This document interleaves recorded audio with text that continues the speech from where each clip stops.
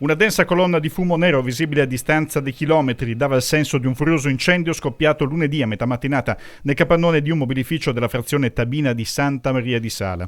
Alla Giovi Salotto in via Salgari si costruiscono divani e le scintille hanno avuto facile sviluppo in un luogo che contiene un sacco di tappezzeria ma pure colle e solventi chimici che hanno accelerato il processo di combustione.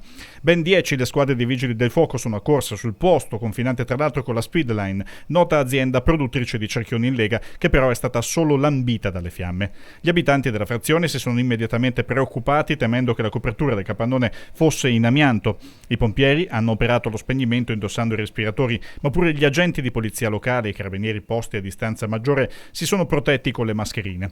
Il sindaco di Santa Maria di Sala, Nicola Fragomeni, nell'attesa di avere notizie più precise dall'ARPAV sulla qualità dell'aria e delle ricadute eventuali su terreni adiacenti a Rogo, ha consigliato ai cittadini di tenere le finestre chiuse almeno fino a metà pomeriggio. Un messaggio affidato a messi comunali che hanno girato a lungo in auto per la cittadina, allertando con il megafono la popolazione.